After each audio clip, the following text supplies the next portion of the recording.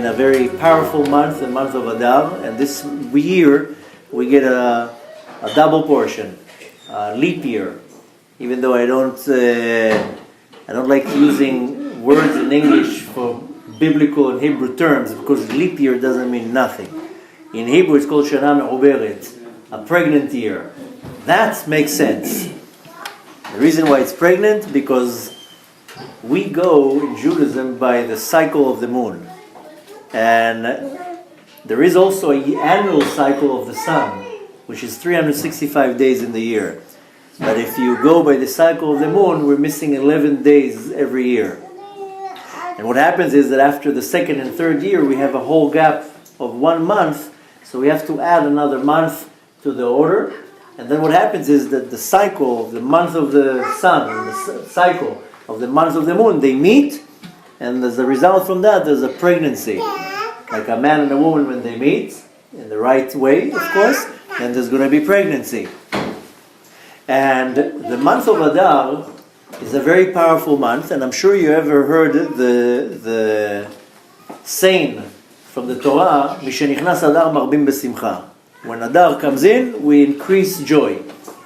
There's an argument between our sages, why in Adar you increase joy? I think you should increase joy in Nisan, because in Nisan we were redeemed.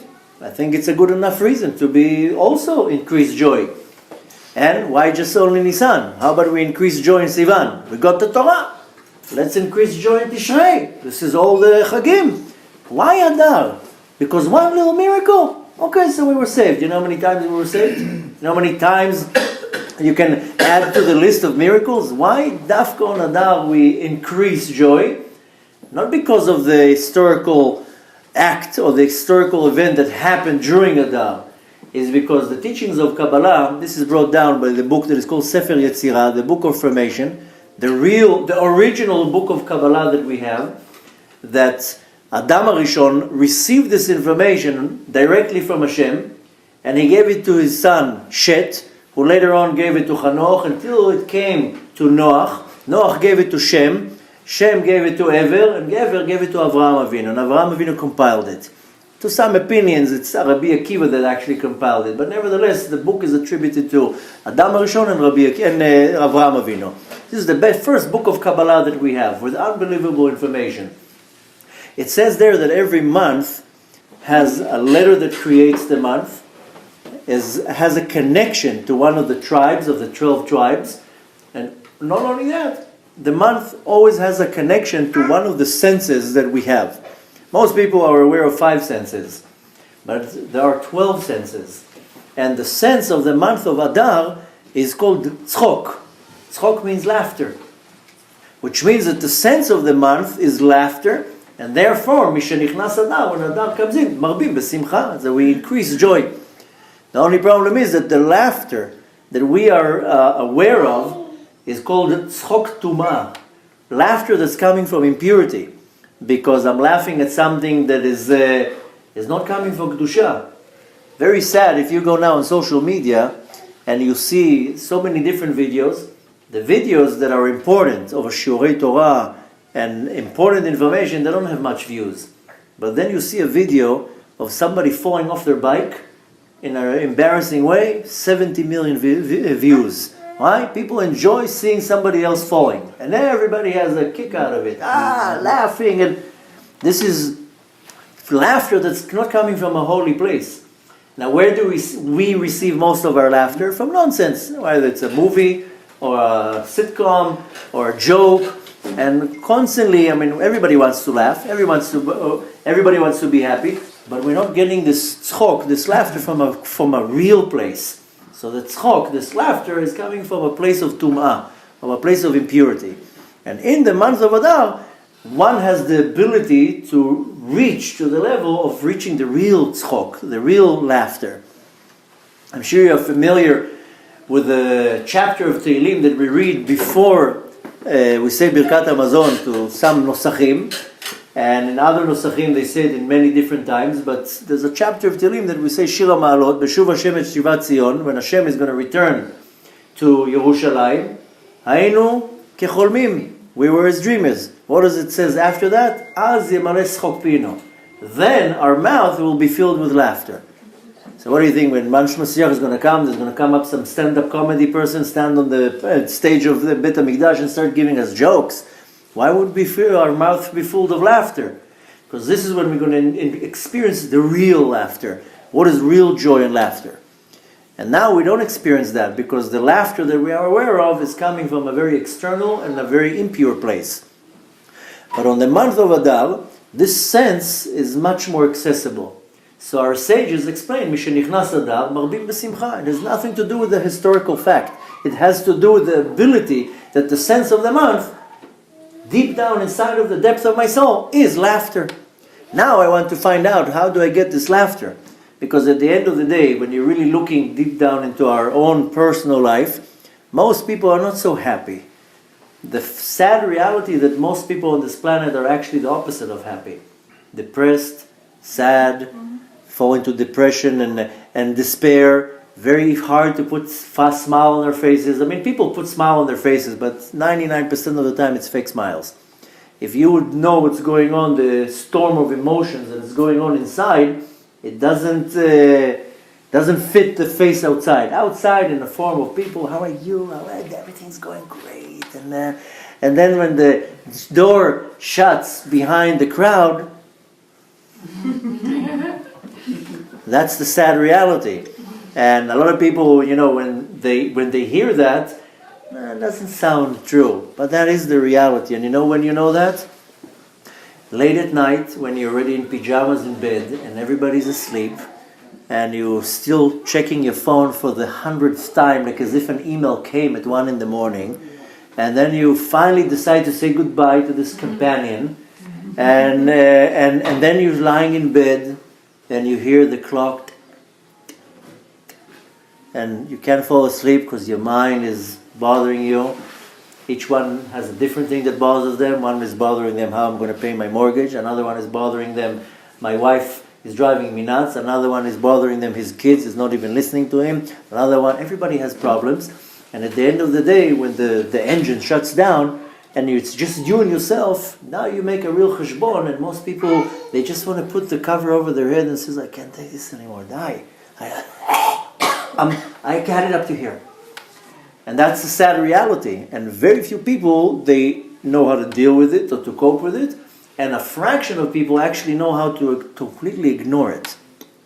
So if you want to look at it in a very external way, we're moments before Mashiach is coming, so everybody has to go through some type of a challenge because there's nothing else to do. Mashiach is coming, the Kadosh Baruch Hu is already pressing us to a wall that people are going to be screaming already for Mashiach to come.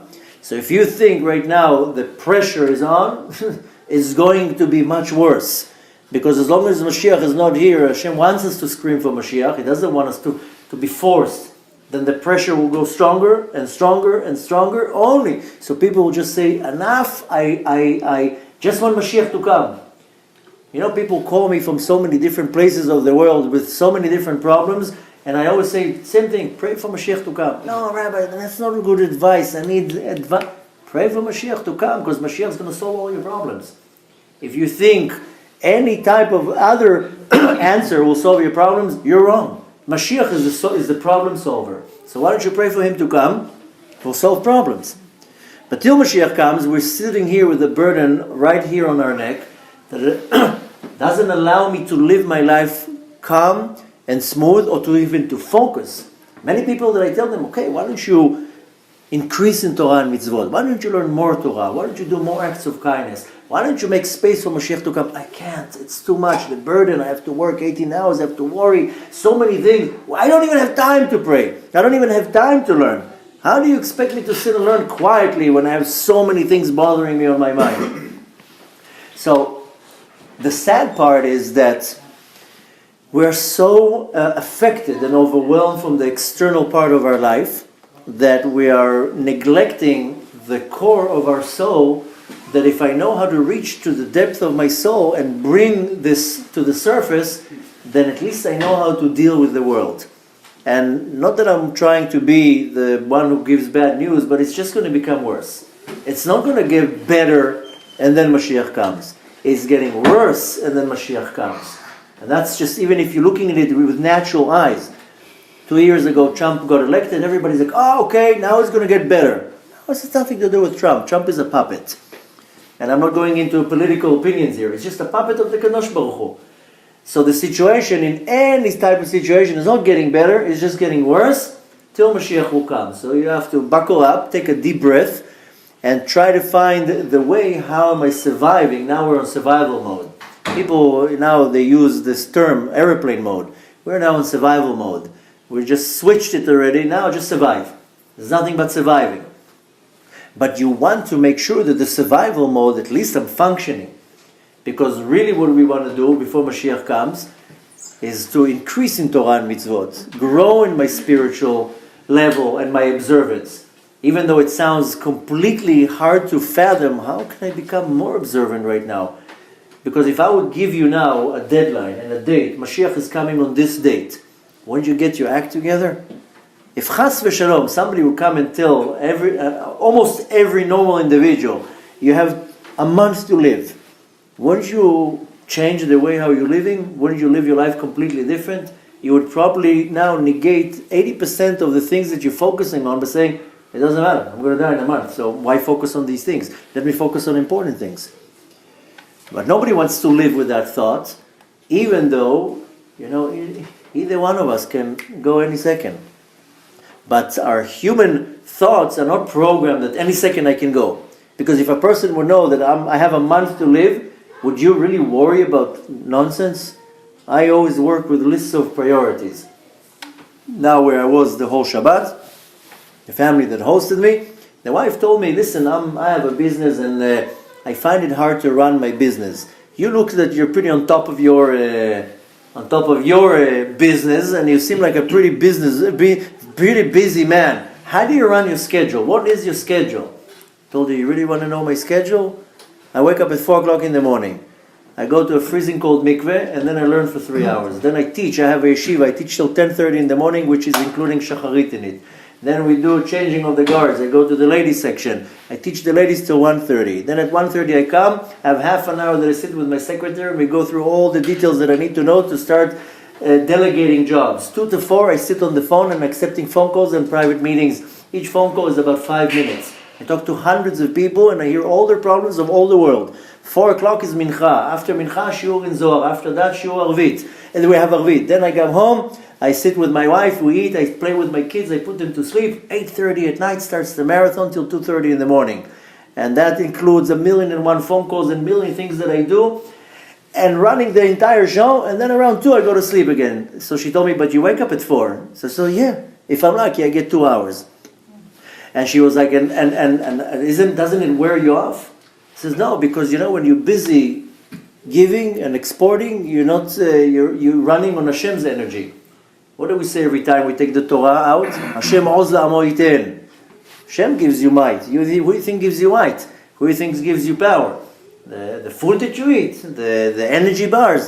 You only get energy from the Kadosh Baruch Hu. Through your soul, of course. And the proof to that is, take a dead person, give him an energy bar. Would it make a difference?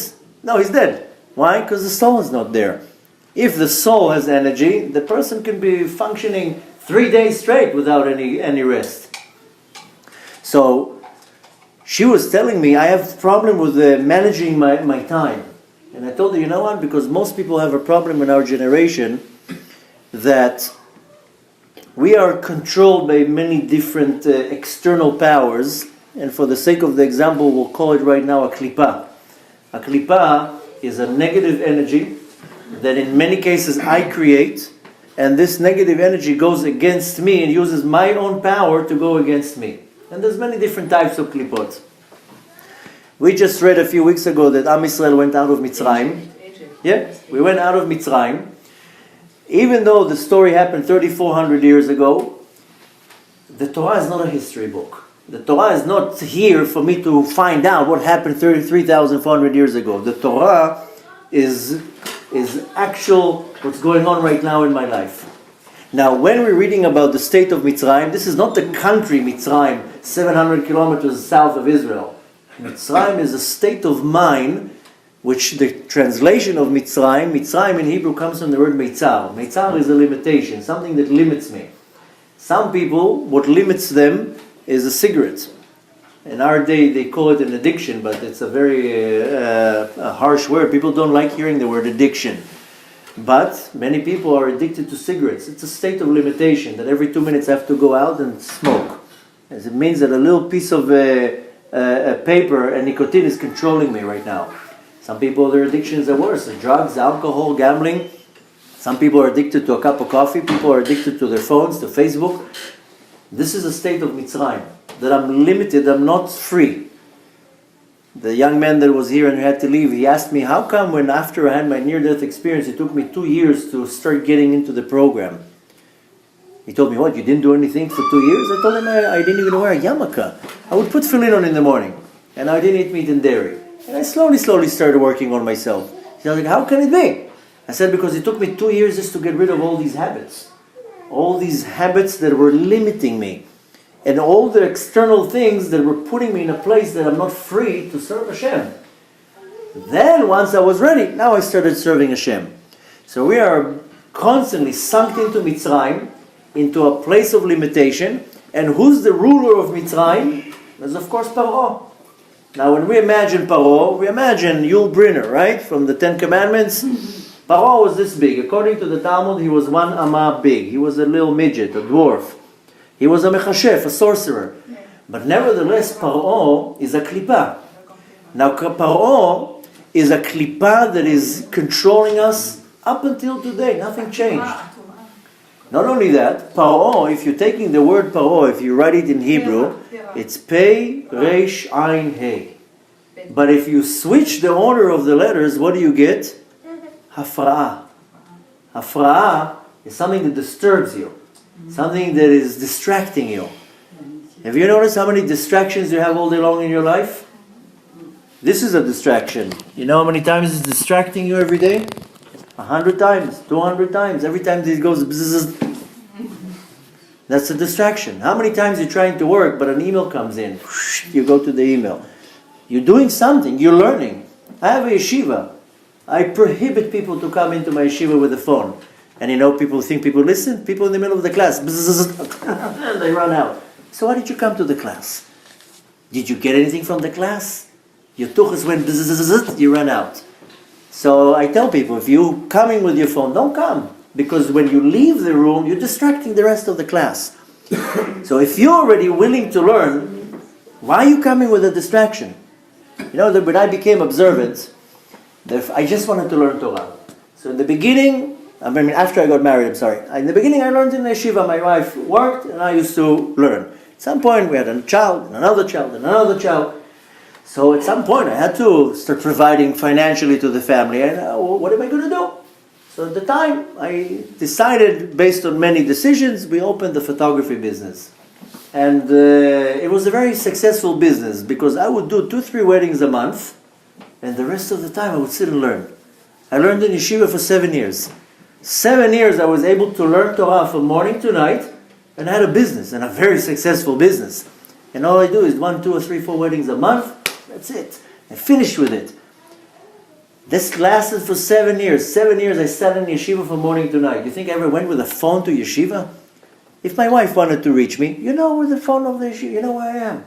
I never went with a phone. Okay, so then it's when the iPhone started coming out. But why would I want to go to yeshiva with a phone? Who needs to get me? Trump? No.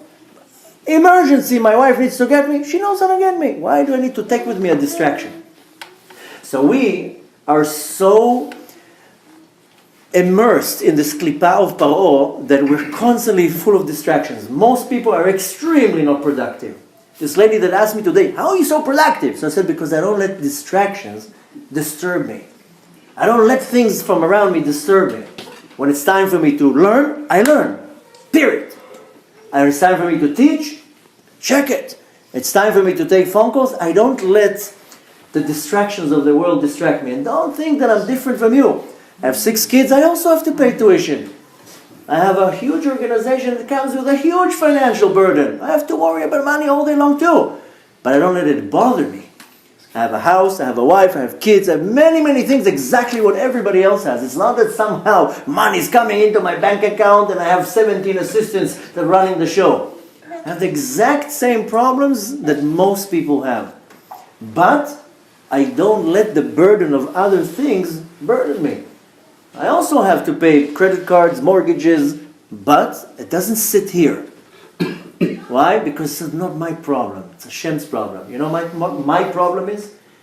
My problem is the same problem you all have. My problem is Hashem tells me, you pray 3 times a day. You learn Torah. You do mitzvot. You do acts of kindness. It's my responsibility to take care of the rest. I think Hashem brought me to the world to worry about money. Hashem said, I brought you to the world to worry about Torah. I will pay the bills. Now when I take responsibility, then Hashem says, okay, so you deal with it. I don't take responsibility. I take responsibility of what I need to do. I'll tell you a story, a little bit personal, but it's such a small group that fine, and the camera's not here. But nevertheless, Baruch Hashem, we have a huge merit. I don't even know what type of a merit. I moved to Israel 3.5 years ago. Thursday, I had a little class like this in a friend's house in Brooklyn. And he helped me load the container the day I moved to Israel, because it was one big mess what was going on there. And I needed as much as help possible. He helped me. Yesterday, on Thursday, we were in his house. He did a little class like this. After everybody went, we were sitting and talking. And he was telling me, how long are you in Israel already? He told me 3.5 years. He's like, 3.5 years? When you left to Israel, I mean, the first year we really didn't do much. Now, Baruch Hashem, he's like, he told me, I don't know, what type of a zchut, what type of a miracle. We have a women's seminary that is designed for all the women to learn Torah. There's no such a thing in the world. Now a 60-year-old woman wants to learn Torah. Where does she go? She has nowhere to go. She has where to go. She comes to us. We have a student that she's 79 years old. All our ladies that learn by us are 40s, 50s, 60s. Some are divorced, some are widowed, some are married. They come for 2 weeks. But it's designed just for married women. We started that 3 years ago. Became, Baruch Hashem, a huge hit. So we did the exact same thing for men. 1.5 years ago, older men. We have a yeshiva for older men. We have an 84-year-old student that comes every day with his shaking hands, barely holding his Gemara, but he prays with us, he learns with us, he sits there. And all of the men there are in their 50s and 60s. I'm like the baby there. I'm the only one with black hair and my beard. I mean, there's a few young ones there. But nevertheless, unbelievable. And with all this, and we started a big show and different programs, and Baruch Hashem is growing and growing. So, with all these beautiful things comes a huge financial responsibility. Last year was a time that there was a very large amount that I needed to come up with. And where do you go to get money? You go to America, right? So, Uncle Sam. So, I came here. And booked right away. We booked lectures and big events. My daughter came with me.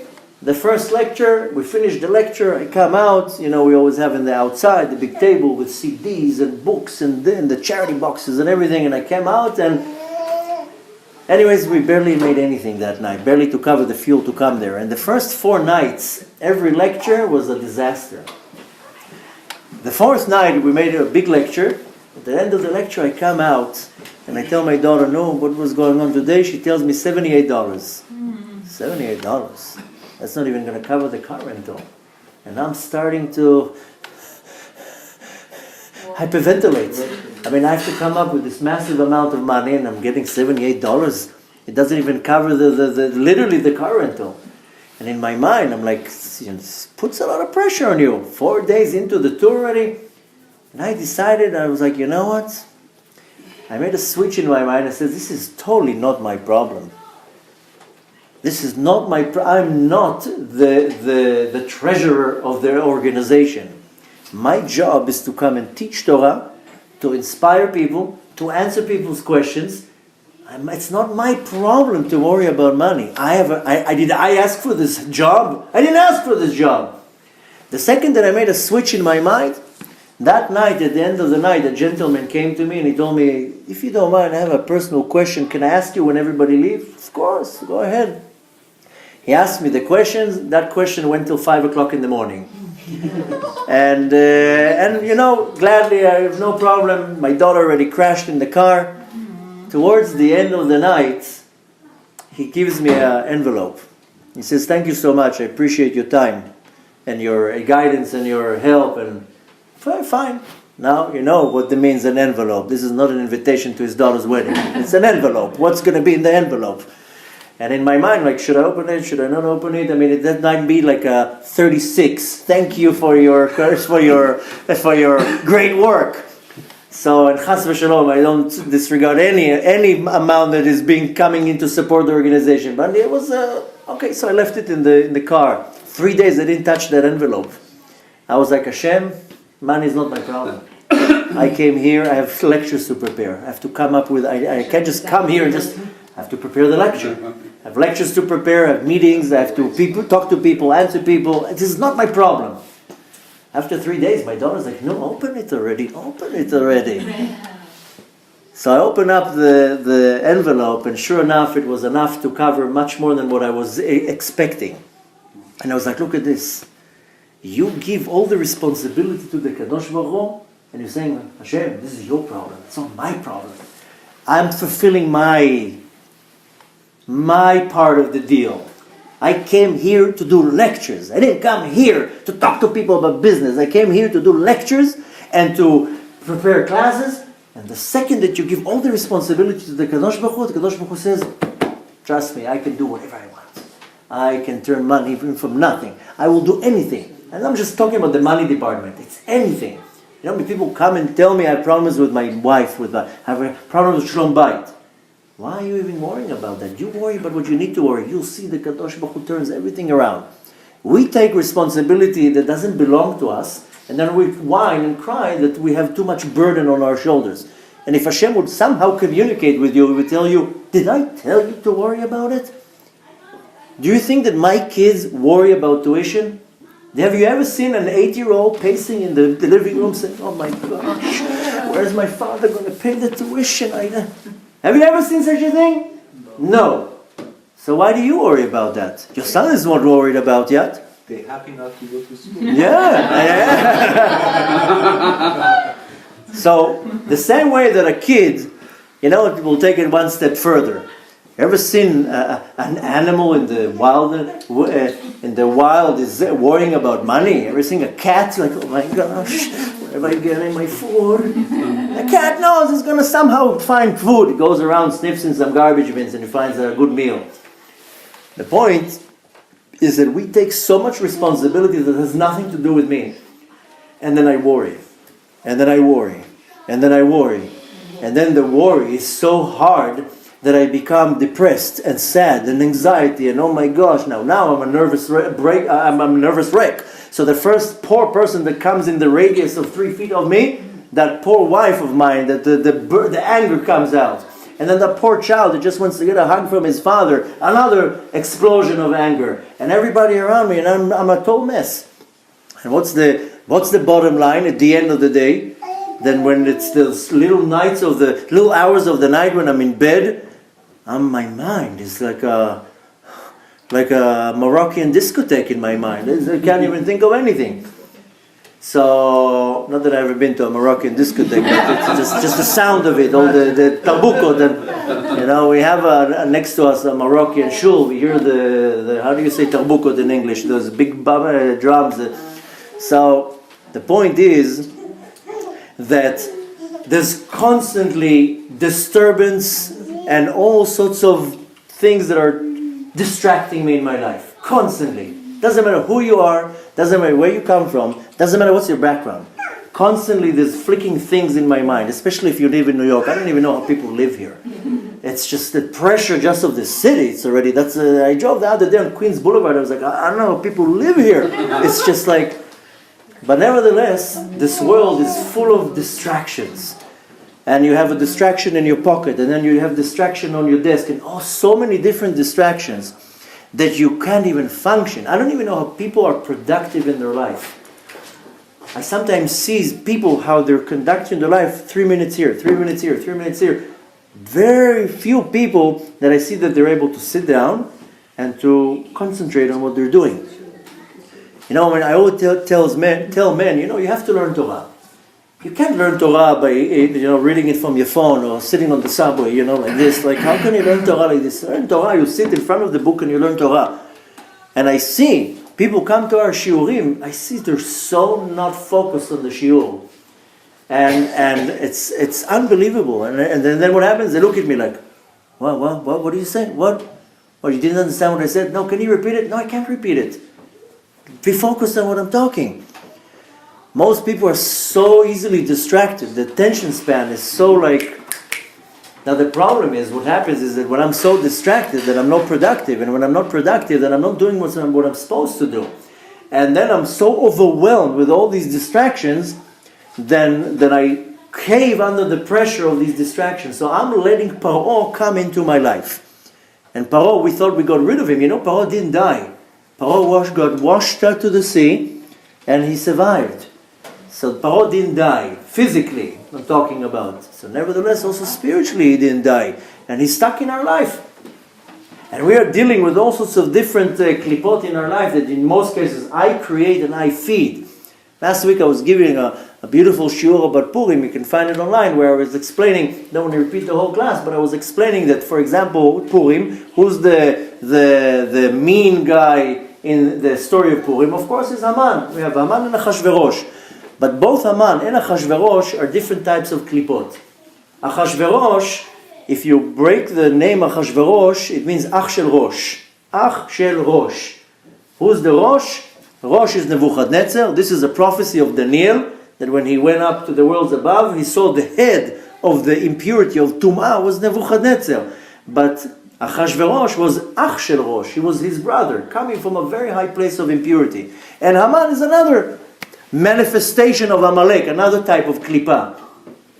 But nevertheless, when I feed the klipa, or to say it even different, the klipa is always going to come and feed me its energy. Now when I enjoy what the klipa is feeding me, I have some type of pleasure from it, then it has control over me. That's why the Torah teaches you to segregate yourself. Kadesh et atzmecha b'mutar lecha. Sanctify yourself what you are permitted. Why? Because when I derive any type of pleasure from food, from clothes, from money, from vacations, from marital relations, doesn't matter what. When I derive pleasure from something that is not kedusha, then it has control over me. And then I have no control. I'm like a zombie into the cookie jar. So I need to know how to segregate myself from things that are permitted to me. But so I don't get any pleasure from anything that is coming from this other side of Kedusha. So when do you allow to derive pleasure? On Shabbat. Shabbat. Go the whole 9 yards. Eat whatever you want. Pleasure in beautiful clothes. Pleasure in whatever you want. During the week, why would you want to take anything from this world? Because the second that you derive pleasure from something that is mundane, it has control over you. So our sages have told us many times and in many different places, Kadesh et atzmecha b'mutar lecha. Sanctify yourself with what you are permitted.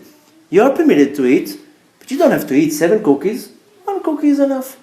You are permitted to do many things, but it doesn't mean you have to indulge in it too much. Why? Because it will end up controlling you. The problem with that is that I am so open and receptive to attacks from the outside that the result is that I fall into either sadness, depression, and one of the worst things that I fall into is called choser bitachon, is that I don't have any bitachon. I don't have any trust and secure in the power of the Kadosh Baruch Hu. So it's broken into 2 segments, to Emunah, to believe in Hashem, like as if I don't believe Hashem can do anything. And more than that, I lose all my bitachon. I don't have faith in Hashem. I don't trust Hashem. What do you think, Hashem is going to just neglect you? Think Hashem is just going to kick you to the curve? Hashem already brought you into this world. He's going to take care of you. Trillions of animals are walking around the streets. What, he doesn't take care of them? Billions and billions of fish in the sea. What do you think, Hashem is neglecting some of the fish? He says, you, I don't want to feed. Hashem takes care of all His creations, including you. The only problem with us is that I lose this trust that Hashem will take care of me, so I remove myself from the Kadosh Baruch Hu. And I say, no, Hashem, I need to take care of it. Hashem says, you fool, I can take care of it for you. You worry about what I put you in this world. I put you in this world to learn, to do acts of kindness, to pray with a quiet mind. Don't take your phone to the minyan. Pray 3 times a day. You think praying is a hobby? Praying is a job. Our sages call prayer avodah. It's a job. You were hired to pray. That's a job. You have to do it the best way possible. You're not serving your master if every second you're checking your text or you pray. Well, how you even dare to come into the minyan with a phone? It's time to pray now. Shut the phone. This is an hour that it's me and the Kadosh Baruch Hu. Kadosh Baruch Hu hired me. Can you imagine the rapport that the boss is? If imagine Hashem will tell you now something. How dare you come into my house? Bet Hashem is where I pray. It's the house of Hashem. You come into with this thing. You came now to work for me for 1 hour. How dare you think of business right now? The problem is that we don't know how to shut down the system. Very few people know how to walk into the minyan and shut down the system and say, right now I'm praying. I don't worry about anything right now. I can care less if the world will explode. Right now I came to the minyan. Very few people know how to shut the system down. And I'm giving one example out of many with the praying. It's almost with anything. How many parents can quietly sit with their child for 20 minutes and read them a book without being distracted every 2 seconds? And this is the time for the child right now. You know, in my extremely busy schedule, I have 6 kids, Baruch Hashem. Baruch Hashem, the 6 days in the week, because every kid gets 1 day of the week private time, when they have my undevoted attention. And each one, we rotate it, the days. Sometimes this child is on Sunday, this child is on Monday, but everybody gets private time, because they know they barely see me. Every 2 months I'm on a trip. Even when I'm not on a trip, I'm busy from morning to night. So once a day, each child gets his undevoted private time. And if chas v'shalom, somebody will disturb them, ooh, they get upset. But in that time, I'm devoted just for the child. So if it's my 3-year-old, I'm on the ground rolling. If it's my 5-year-old, I'm talking to her about whatever she wants me to talk to her. I'm a completely different individual. I don't know, you might lose a lot of respect to me if you see me with my kids on the floor, jumping, doing all sorts of noises. But that's their time.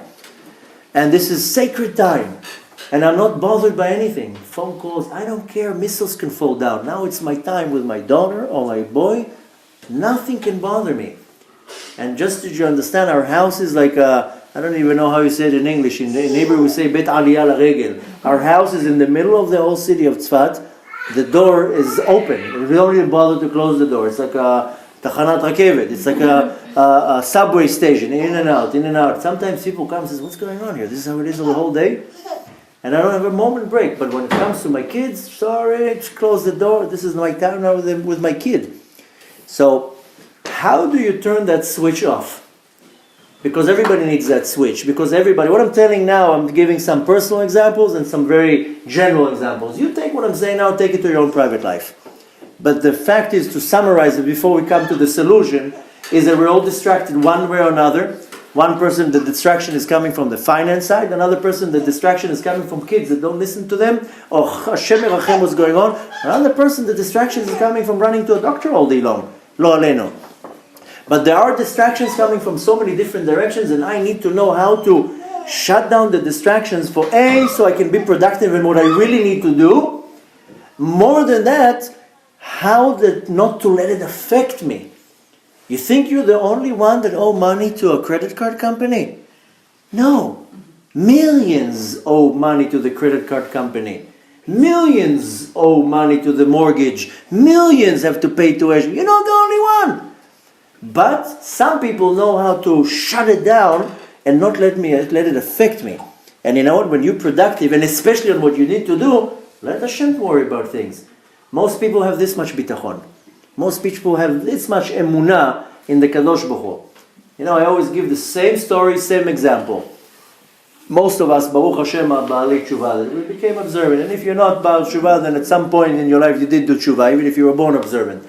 But the point is that every person that becomes observant, in the beginning, Kadosh Baruch Hu gives you a free run. Give you a year or two, everything goes well, easy. And you're like, on flying colors, suddenly you're becoming the next Baba Sali of the generation. But at some point, after the Kadosh Baruch Hu gave you a good run, then they meet up in the heavens. They have a committee that is appointed just for you.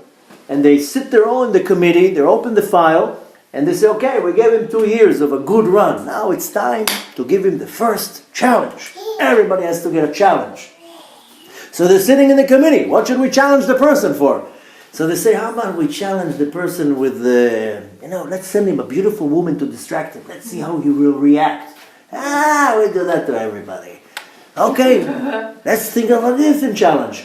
Suddenly one guy of the committee says, let's just challenge them with money. We do it to everybody. Everybody has to go to the challenge with money. Okay, all in favor. They all raise their hand. Fine.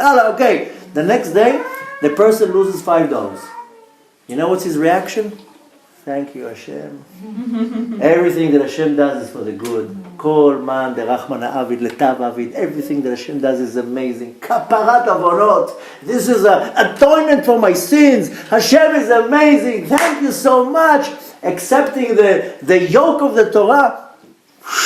They're looking from the committee from above. Wow. Amazing. Look how he passed the challenge. They're raising, the numbers 9.9, 9.8, 10. Wow, look how he passed that challenge. The same guy from the committee says, come on guys, $5. Bump it up a little bit.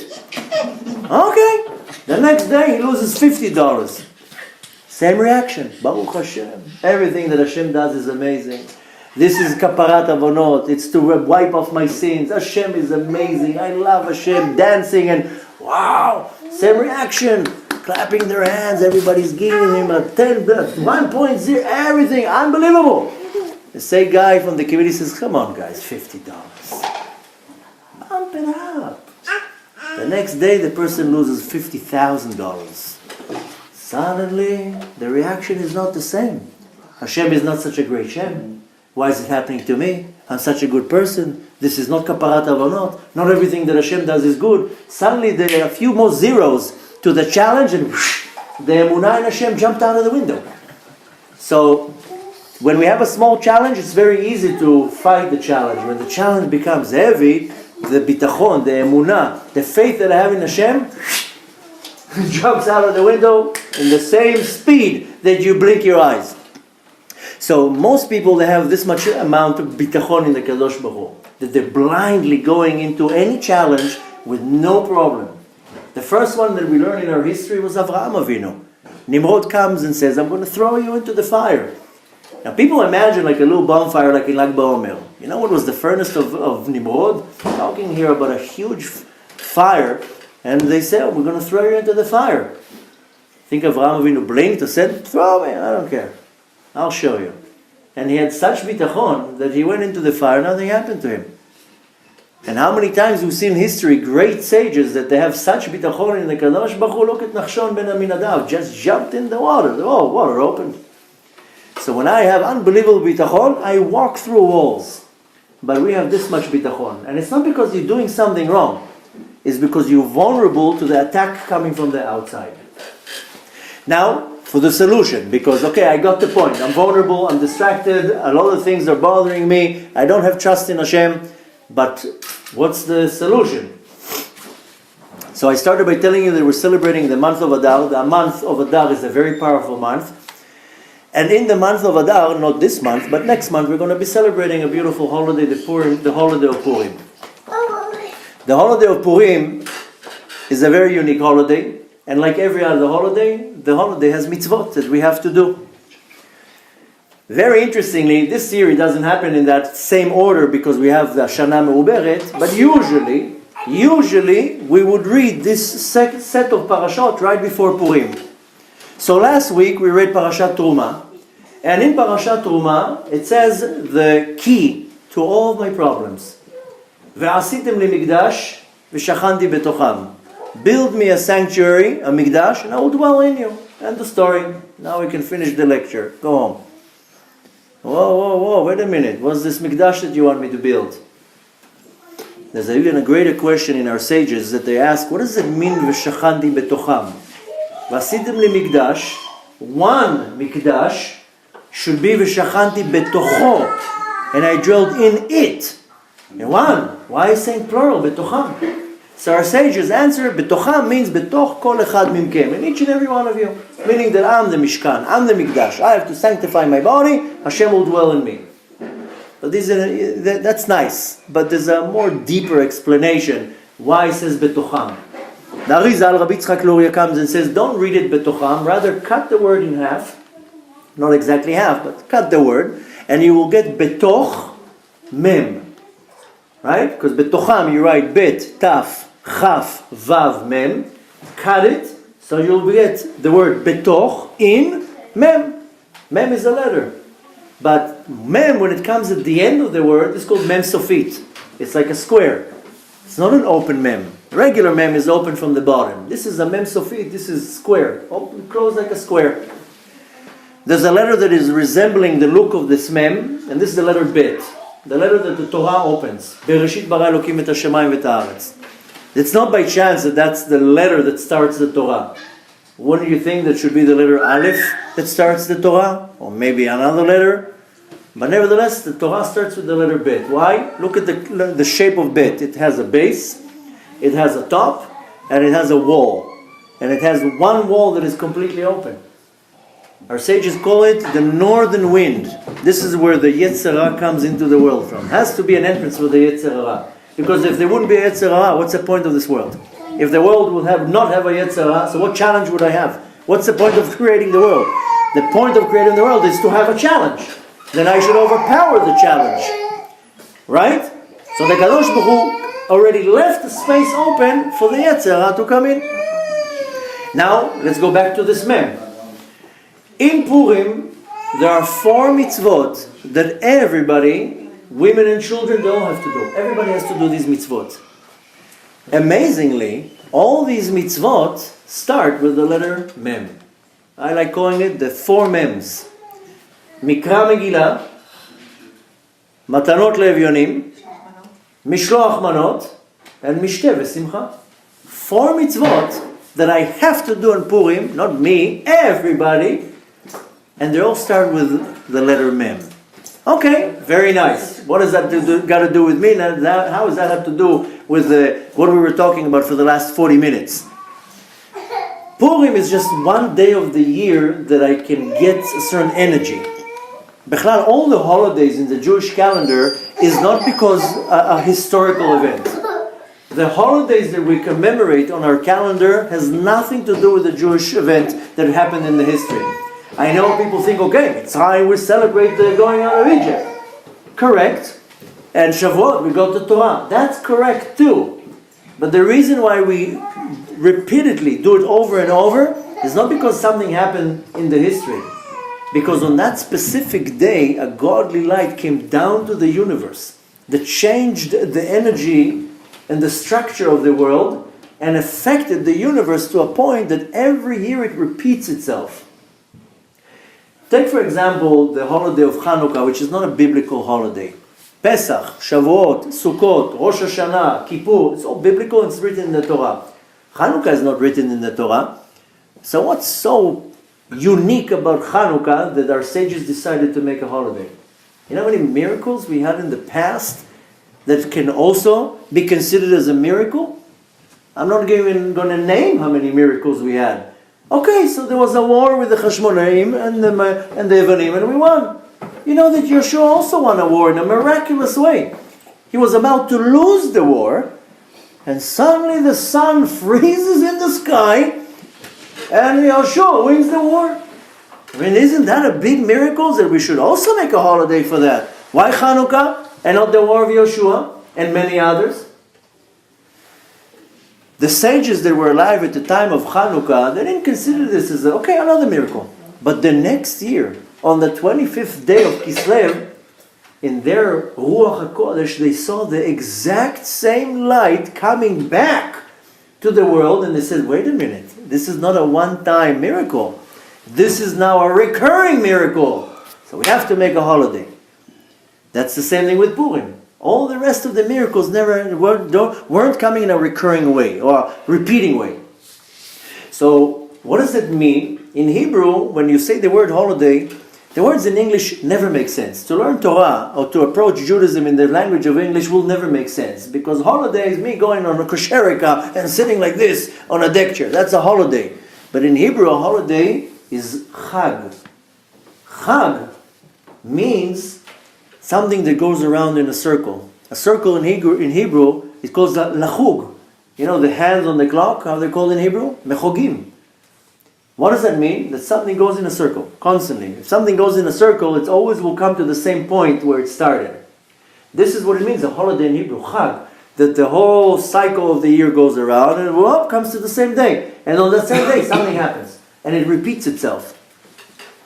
So on the time of Purim, it's a very auspicious time. Yeah, a great miracle happened. Even though if you really look at the history, you know that the whole thing happened in Nisan, not in Adar.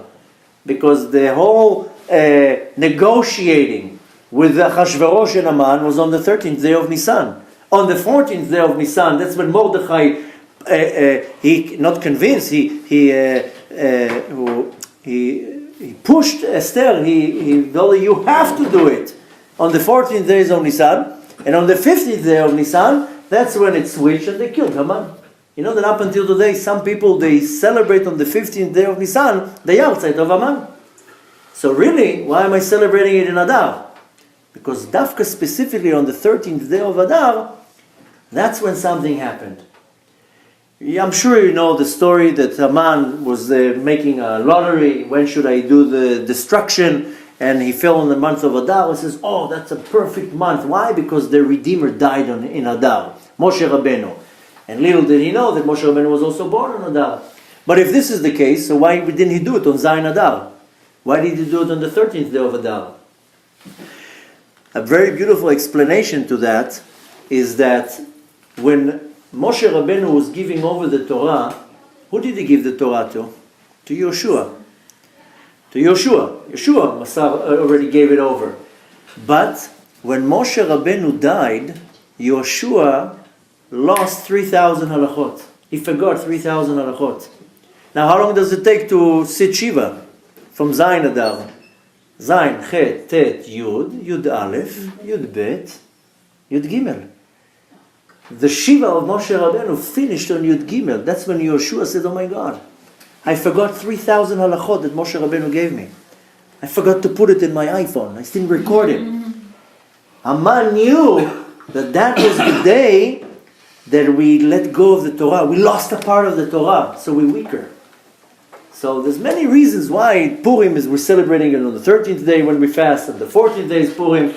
But the whole point to take from that, we're not going into the history right now of Purim, rather to understand that something happened in the universe that day. So that's why I'm doing these 4 mitzvot. But these 4 mitzvot I have to do all year long. And if I know how to do these 4 mitzvot all year long, that's the switch. Now let's try to figure out what are these mitzvot that I have to do all year long. Because I don't read the Megillah every day. I read the Megillah once a year. So let's now analyze real quickly the mitzvot of Purim that everybody has to do. Remember the 4 manners. Mikra Megillah, Mishloach Manot, Matanot Levyonim, and Mishteh V'Simcha. The first mitzvah is called Mikra Megillah. Mikra Megillah, yes, I read the Megillah on Purim, but what do I do? Something that resembles this all day long, all year round? Mikra Megillah corresponds to learning Torah. Which means that I have to learn Torah every day. How long does it take to read the Megillah? 45 minutes. Go to a Yemenite shul, it takes them 2 hours. But I lived in Los Angeles next to a Yemenite shul. They read every word. Wow, wow. Haman. Achashverosh. 2.5 hours, you're like already, after Tzom Esther, you're almost dying.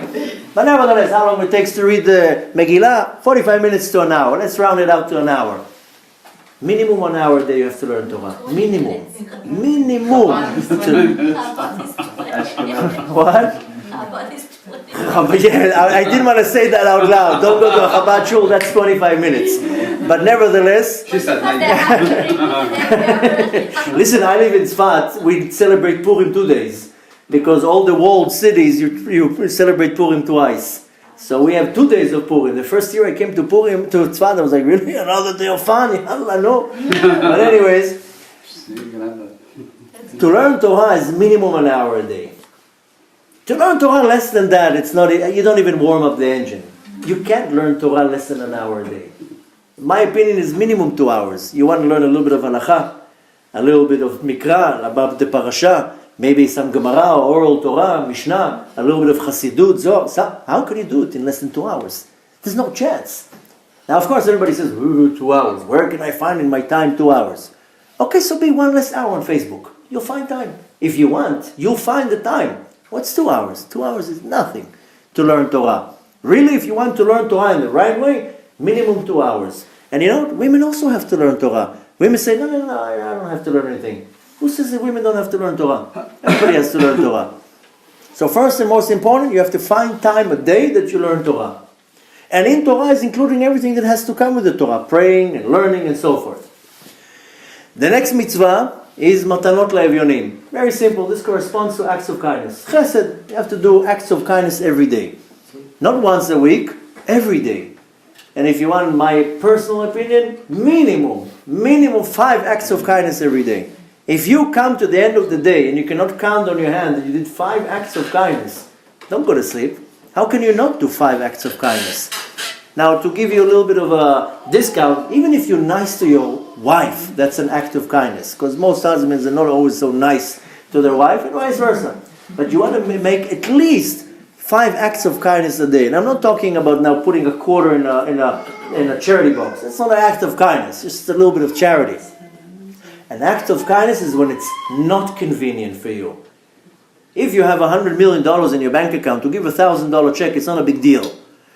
But nevertheless, it's also nice. But what I'm saying is an act of kindness is when it's not convenient. When somebody comes to you, when you're running out of shul and you're in a rush, and he tells you, do you have 5 minutes? I have a question for you. And in your mind, you're like, how am I getting rid of this guy right now? So an act of kindness is when it's not convenient for you, but you're doing something for somebody else. This is the matanot le'evyonim. Third mitzvah, it's called mishloach manot. We'll skip it for a second. We'll go to the fourth mitzvah, which is called mishteh v'simcha. What's mishteh? Mishteh is a feast. When do we have a feast? 3 of them we have on Shabbat. That means observing Shabbat. What's simcha? You have to be b'simcha. You do it Hashem b'simcha. But we have to have 3 meals on Shabbat. This is the feast that we're talking about. You know, Shabbat is around the table. And if you don't observe Shabbat 100%, then you're missing that part of the mitzvah. And I know a lot of people say, I observe Shabbat, I'm a professional. Okay, so you always have how to bump it up. Make a nicer meal, more guests in the meal, pray even longer, and so forth. Accept the Shabbat a little bit earlier. Take the Shabbat out later. You know, I used to observe Shabbat for years when I became observant. And when I went through the entire Shulchan Aruch, it took me time to get to the section of Shabbat. But when I finally came to the section of Shabbat, this is a few years after I was observing Shabbat, I found out that I'm not even observing Shabbat. I'm messing it up in almost anything that is possible. Why? Because there's one of the prohibitions that is called borer. Oh, I was mixing everything, I was doing everything the wrong way. There's one prohibition that is called muktzeh. I was messing it up big time. There's another prohibition called bishul. I was cooking things left and right. I just didn't know because I was doing it general. So when I went to what's called the nitty-gritty, I found out I'm not even observing Shabbat. I'm messing it up all the time. So observing Shabbat is one of the most important things. And needless to say, this is corresponding to the last mitzvah of mishteh v'simcha. But now we're stuck with that third mitzvah that is very hard to understand. This mitzvah is called mishloach manot. You know what's this mitzvah? I pack in a bag all sorts of food and I give it to you. And you do the same thing to me. Why do I need your food? I'll keep my food. Is there any logic to this mitzvah?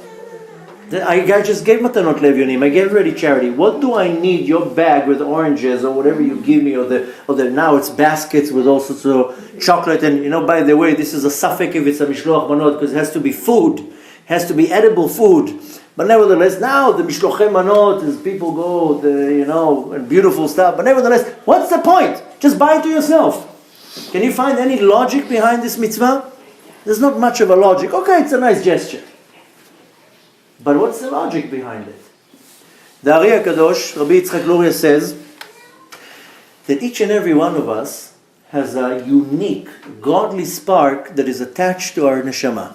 This godly spark is a piece of God and is unique, like a barcode. There's no such a spark to anywhere in the world.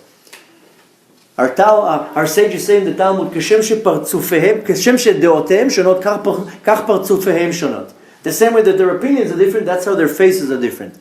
You know why our faces and our hand lines are different? Because the body is like an empty balloon. You ever saw these balloons that when they don't have air, it's just a little rubber. And then you blow air and it inflates and it gets a shape. Our body is discovered. The soul that comes in, the soul is built from 5 components. The lowest level of all 5 is called nefesh. The nefesh has a shape.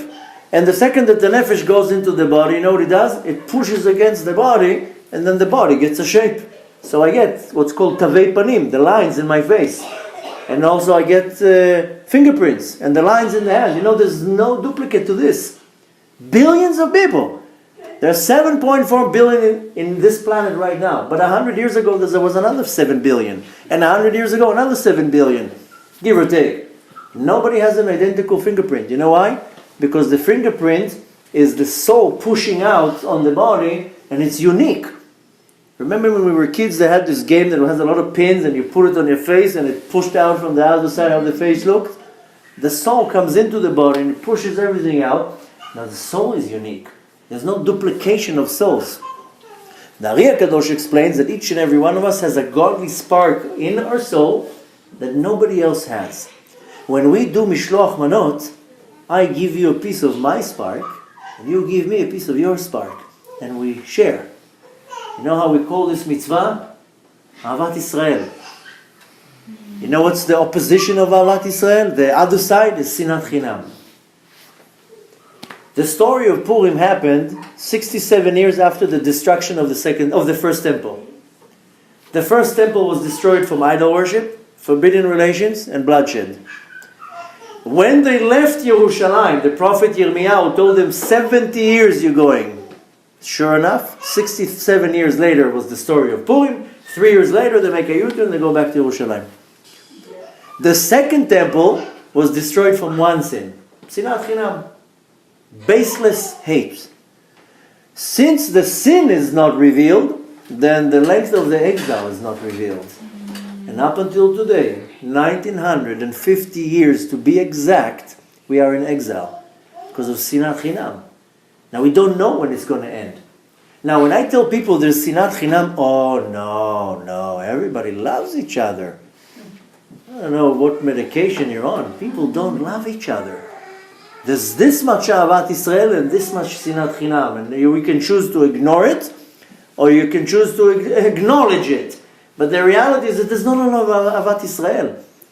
I travel into many communities, many shuls, many countries. I don't see much Ahavat Israel. Now, you know, we don't lack. In our generation, we have a lot of everything. We have a lot of Torah. We never had so much Torah in any generation. You know how many thousands of yeshivot are around the world? Go to YouTube, millions of hours of Torah you can find. There's Torah wherever you want, how many you want. There's not a lack of Torah. There's not a lack of charity and chesed in the world. You know how many charity organizations you have out there?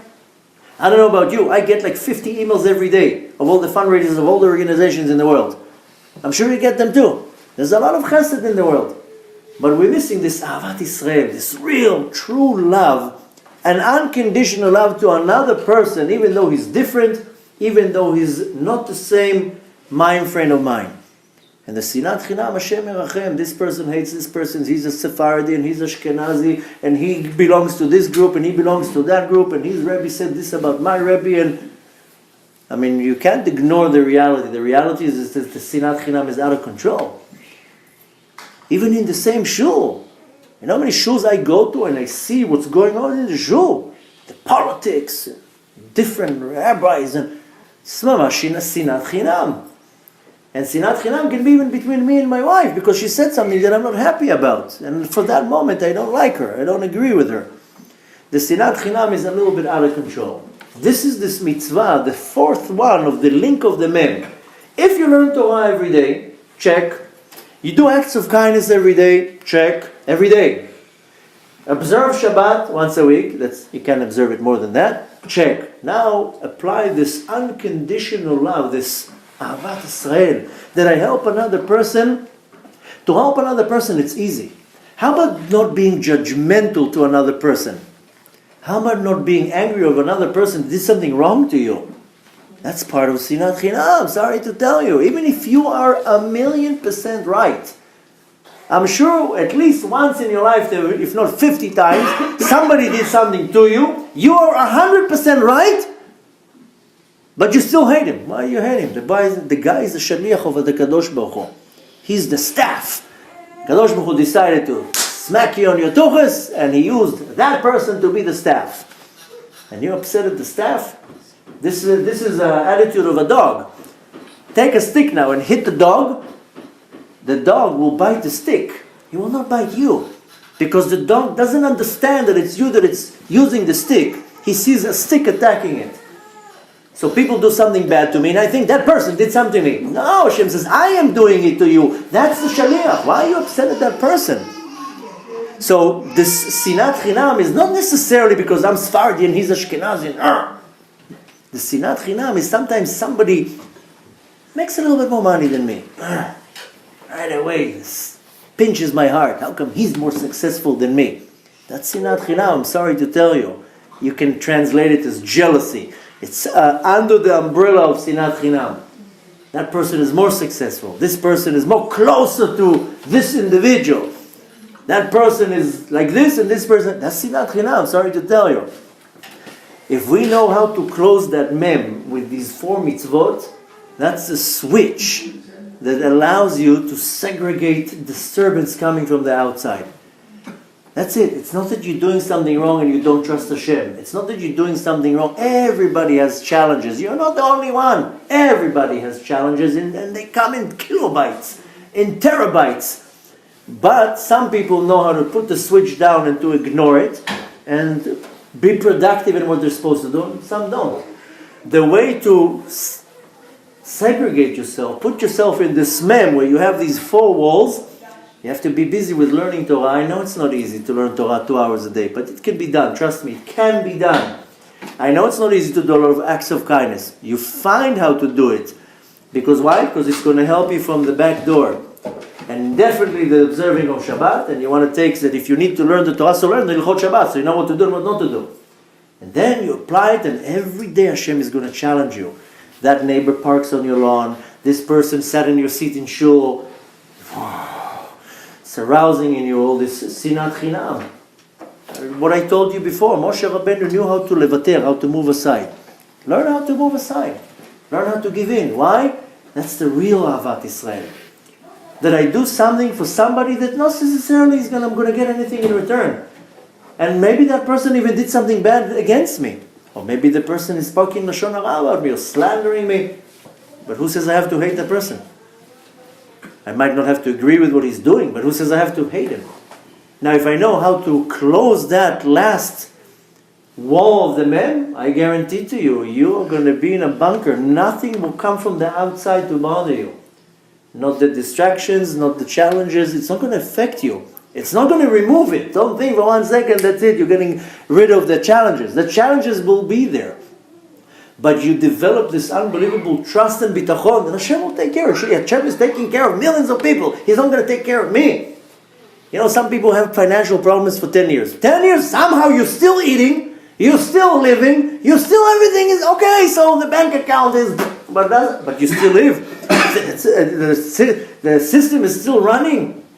So the point we want to take from that is that this is all distractions. Everything that is in your life that is taking you off your focus is distractions that you're not going to be focused. So the challenges that you're dealing with is that you're not going to pray calm. Try to think, when was the last time you prayed and your mind was on the words and not on the problems that you have? Most people, after 3 words in the prayer, the thoughts are somewhere in the universe. And then you wake up when the Chazarat Hashatz, well, where was I? So, when was the last time you prayed with a clear mind? So you have to understand that you are constantly subject to attacks from the outside, but I have to create myself a bunker. And this bunker is not only that the time of Purim is the auspicious time to actually to apply it, but then the rest of the year when I follow all these mitzvot, try it, put it to the test, you'll see a total difference in your life. But it has to be genuine and real. Not to learn 1 week, an hour a day Torah and then leave it alone. That your limud Torah is sacred, is precious. You know, I have a very, very special seder that I do with my kids. I highly guarantee to you to do it with your boys if they're under the age of bar mitzvah. If you read 1 Mishnah a day from the entire Shas of the Mishnayot, 1 Mishnah a day, in 6 years you finish the entire Shas. So I have I have to call it a habit, how would you call it, a seder with my kids, that every time one of my boys turns 7, we start learning one Mishnah a day. And then on their bar mitzvah, they do a siyum of the entire Shas. Well, what a beautiful idea for a bar mitzvah boy to come to his bar mitzvah after he does the aliyah, before the speech, after the speech, it doesn't matter. That he finished the entire Shas. Now you know what it does for me and my son? It's 10 minutes. It's just me and my son learning. Now the 12-and-a-half-year-old is already more sharp. But the 7-year-old, how creative I have to become to teach him a Mishnah when it's talking about biblical terms and all sorts of things that with agriculture or whatever. But it's a time that I'm with my son. It's a private time with my son. It's sacred. It's the time that I'm with my son. It's 10 minutes that I have to give him over the Torah. This will stick with the child for the rest of his life. Why? Because it was a private time with the father. It's not necessarily the limud Torah. That's how your limud Torah has to be. I see people coming to my classes in the morning. They're like tourists. They come with the coffee and the croissant. You know, are you coming for coffee and cake? You came to learn. Sit and listen. That's all I hear in the morning. I can't stand it. People come with those brown bags. That's a distraction. For me, that's a distraction. Excuse me, come with your croissant, sit it outside. So, you come to learn. When I came to learn, I was like magneted to my rabbi. If there was some distraction, no, right now. You learn, and on everything that you do. Then you apply this into the life, and you put, now it's time to pray, no distractions. Now it's time to learn, no distractions. Now is the time for me to spend with my child. You know how to partition your life. You slowly build a system that you're not distracted. You know, people get very upset at me. I emailed you 2 hours ago. Okay, you think I check my emails every moment? What, am I expecting an email from Donald Trump to ask me to which direction to put the missile? Or which brick to put on the wall? I check my emails once a day, at the night. I'm sorry to tell you, if it's urgent, call my secretary, she'll tell me it's urgent. Why do you check your email 17 times an hour? Why? Can you imagine how many hours a day you're wasting on just checking you're going like this? Habibi, you looked into the WhatsApp list already 10 times this hours. Why do you look at it again? I also have a smartphone, I also have emails, I also have a whole system. I check my emails once a day. Why? Because any time to check it in the middle of the day, it's a distraction. It's not the time now to check the email. Emails in between 10 to 11 o'clock at night. And you know what? We were functioning very well 20 years ago without WhatsApp, without email, without anything. Just today in the middle where I was, we were reminiscing. Remember we had beepers? It was so much fun. We were doing pretty well 30 years ago without anything. So you need to understand that your day is very valuable. And if you're missing out your time to pray, sorry to tell you, that moment will never come back. And when you're missing the time to learn Torah, that moment is lost. Now don't cry that the distractions are pulling you down into a whirlpool of worries and thoughts. Sorry to tell you, you are literally opening all the doors to any attack coming from the outside by all these forces.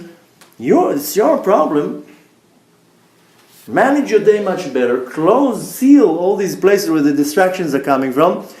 Put the time and the care and the thought when it has to do with what you have to do. Trust me, your life will look completely different.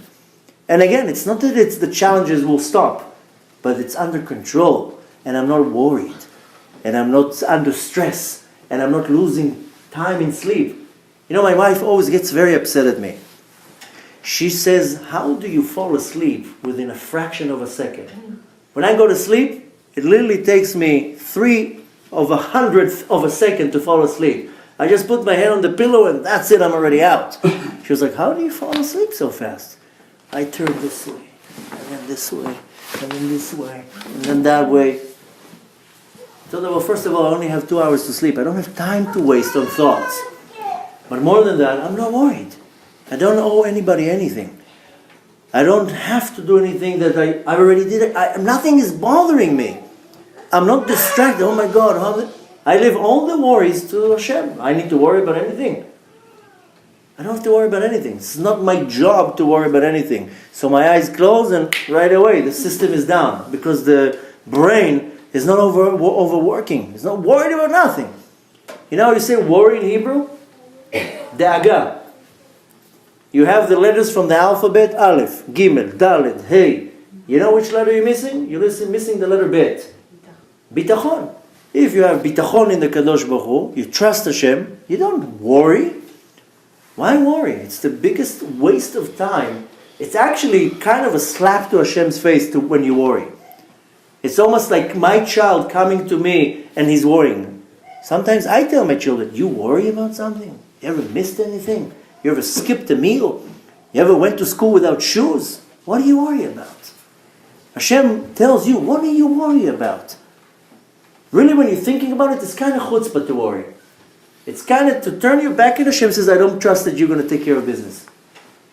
You don't think I'm going to take care of you? I brought you into this world. Hashem tells you, you worry about what you need to worry about. I'll worry about what you need to worry about. Sometimes we worry from seeing other people suffering. Doesn't matter. Worry doesn't help you in any situation. Even if you see your loved one under stress, worry will make any difference. Don't worry. Pray for that person. Do a certain act to help the person. People who, let's say, have Emunah and Bitachon and they're suffering. So you think to yourself, who am I that Hashem is going to spare Well, me? this is exactly the distraction of the klipa to coming and tell you, you see that person is so holy and they're going through stress, so much more so you. But that's just a show of the Yetzer Hara to put you under stress. But first of all, most important what I'm saying here is this is not an easy thing that tomorrow you start your day and that's it, you finish with it. I'm just giving you the practicality and the tools, and this takes time to master, but at least you have some type of a plan. If you don't work with a plan, you'll never achieve anything. You know that the most successful people in the world, they work with a plan. There's a plan there. There's a strategy. You ever saw an army going into a war without a plan? Let's just go in and we'll figure it out on the way. That's not how it works. You see great leaders, there's a plan. And you work one step after the other. There's a strategy. I also work with a plan. So it doesn't mean that you're productive the next day. Sometimes the plan takes out a month to actually come to be fruitful. But this is the point. The point right now that if you're focusing on yourself, we are constantly thrown distractions. You know, in the Israeli army, I can tell you that one of the ways how they train the soldiers is that they put a lot of pressure on you and to see how you're reacting in pressure.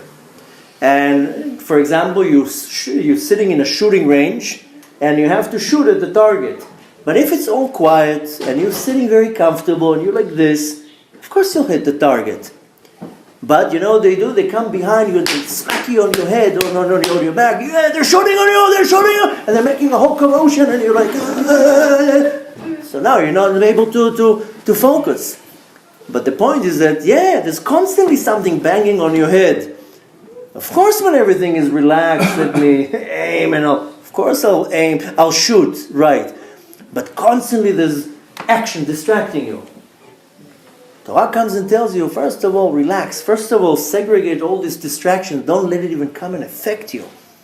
Most people are not really functioning. I'm looking at people, and not that I have some X-ray visions, I see the volcano of thoughts and emotions in their body. People sitting like this, and you're saying, oh, look, that person is so relaxed now. No, they're not. Inside, there's a whole tornado going on. But the outside, the other day I was sitting on the subway, everybody's like, no, they're not. Inside, there's a tornado of emotions and thoughts. But the outside is... So the point is that everybody's under this tornado. So the trick here, and again, I'm not saying it's easy, but we have an auspicious time at the time of Adar. We have the day of Purim to focus on it, to do these mitzvot in the best way possible, that it gives me the koach to do it the rest of the year. When Purim comes, when it comes to the Mikra Megillah, most people don't really listen to the Megillah. They're starving. It's after a fast. and they're not really thinking of the Megillah right now. They're thinking of the steak or whatever they're about to eat. Focus on the Megillah. Listen to it. You know that if you skipped one vowel, it's like as if you didn't read the Megillah. When you're listening, the Baal Koreh, the one who's reading the Megillah, says the brachot, you have to listen. He's including you in the brachot, and you have to listen to every word. You have to look at your own Megillah, and if you missed one vowel, it's like as if you didn't listen to the Megillah. Pay attention to the Megillah. You know why? Because this is going to give you koach for the entire year to learn Torah with focus. Then you have to do matanot le'evyonim. Do it the right way. Don't give a few quarters to some beggars that come to the shul. Do it the right way. Same thing with mishloach manot, and same thing mishteh or simcha. Some people just buy falafel balls and eat it. This is not a mishteh. A Purim party has to be a serious Purim party. When you sit and you eat, you wash your hands, you do a suda, that gives you strength for the rest of the year to do all these 4 mitzvot. Now, I'm not saying these 4 mitzvot are easy, but put it as your highest priority, then you see that the Kadosh Baruch Hu takes responsibility away from you. You know, I always give the same example, how a Kadosh Baruch Hu takes care of business. Besides that we have this beautiful center for the women that are learning, it comes with a lot of problems. Because half the women are either abused or abandoned, or we have stories from Hashem Erachem. There's never a dull moment in our house. Because bemet, half of them are poor women that are coming from all sorts of places in the world.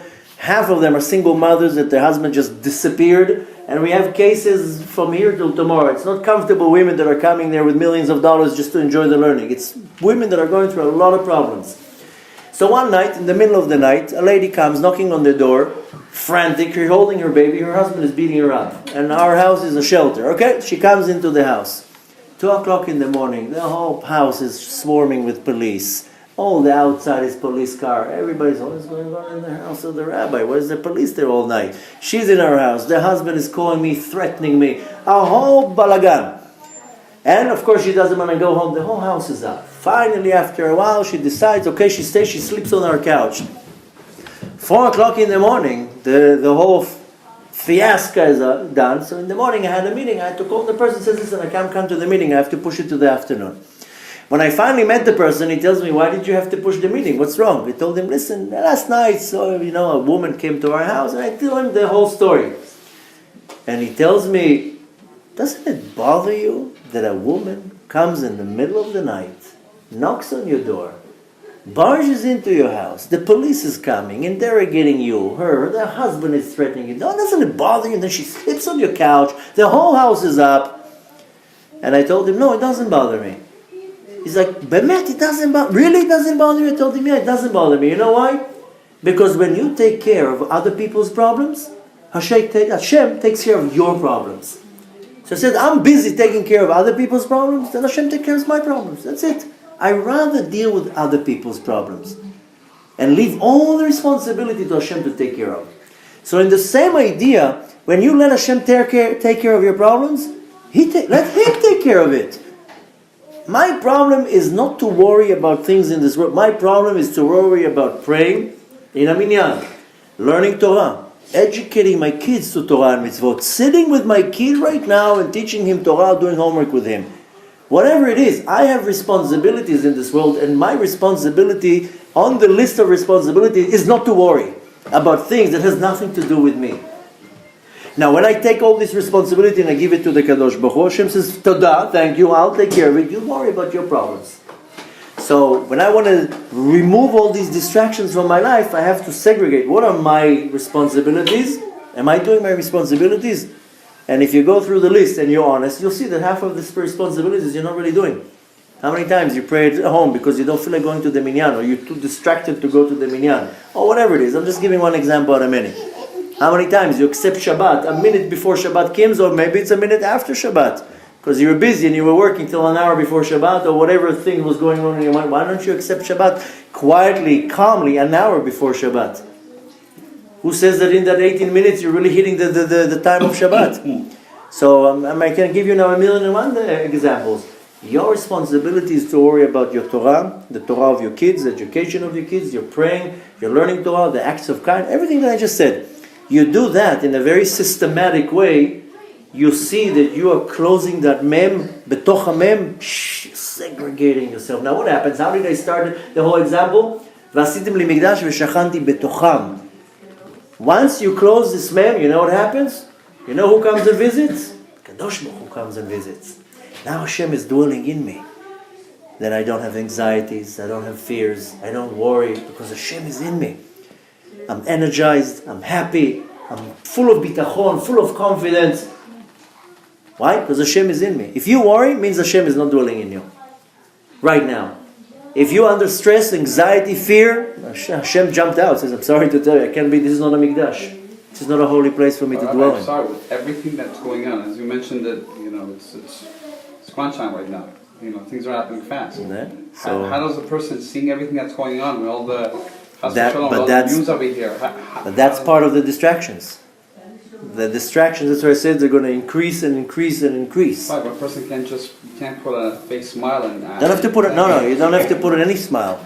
You have to plan your day in the I don't have to say the word hierarchy, but when I work on my schedule, I like working with lists, and I always put from the highest priority to the least important priority.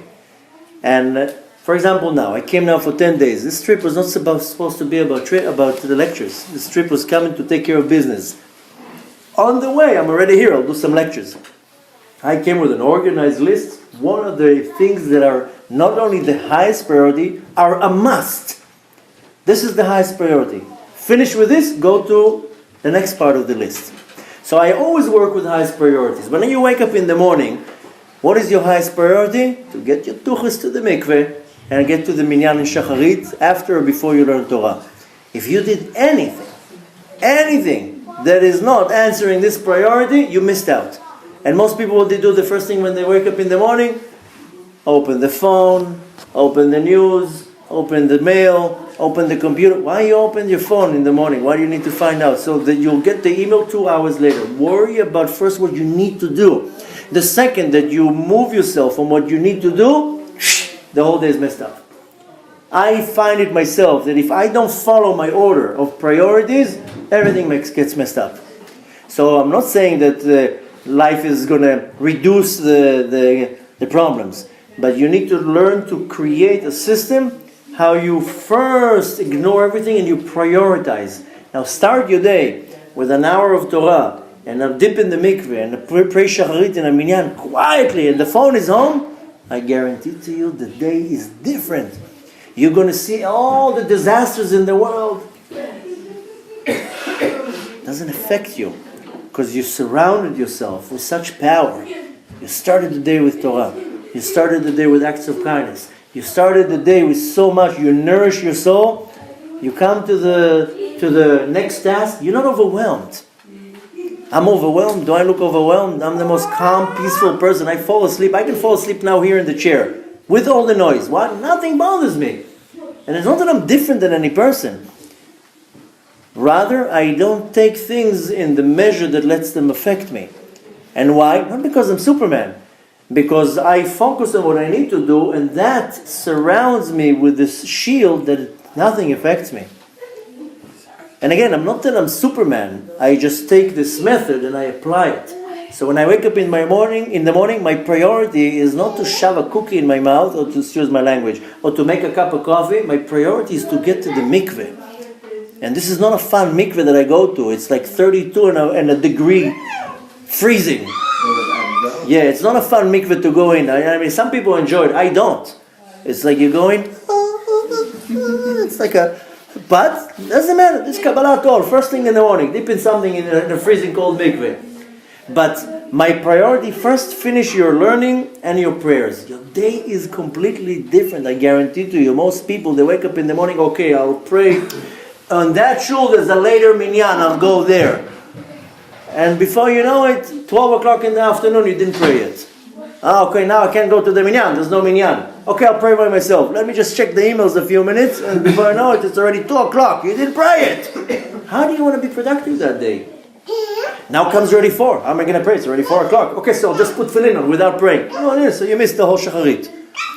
And this is, you think I'm the only one that everybody's going through sometimes. So this is one example out of many. you take this example and you apply it into your life. But the point is that when you're not working in a system of the highest priority, when I came to the strip, like I told you, I had a list of 6 things that were highest priority. I did not stop and rest till I finished these 6 things. Once I finished that, that's it. I accomplished what I came to New York for. Now we go to the next priority list. But at least I was able to call my wife after 3 days. That's it, it's done. I made it. Originally I was supposed to come from Sunday to Thursday. And I was like, this is not enough. I only have 3 business days. Monday, Tuesday, Wednesday. I had to sit with our accountant. We have a non-for-profit here. Finish the taxes of last year. My personal taxes, I had to sit with our accountant, the lawyer, banks. I had to deal with so many things that had nothing to do with lectures. And a long, long list. But that was highest priority. No time for distractions. Don't you think that 1 million people called me, can you come and give a class in my shul? Can you come and meet me? No. First let me deal with what I need to deal with. And that's how I operate always. I have lists, I work in a very organized way, and I prioritize things. So for me, if I started the day, and I did anything in the morning before I went to pray, learned, and prayed in a minyan, sorry to tell you, the day is messed up. I can tell you already the day is messed up. What if you start the day like that, and then the things go worse than before, and then you start worrying? But that's where the Yetzer Hara is very unhappy when you outsmart him. So he will come and show you a reality to again, distract you. If you completely ignore the Yetzer Hara, he's going to come from here. So you're going to ignore him, he's going to come from here. You think he's going to let go? It's so easy. He doesn't give up. The Yetzer Hara is like an insurance agent. He doesn't leave you alone. So you throw him out of the window, he comes through the door. You close the door, he comes through the window.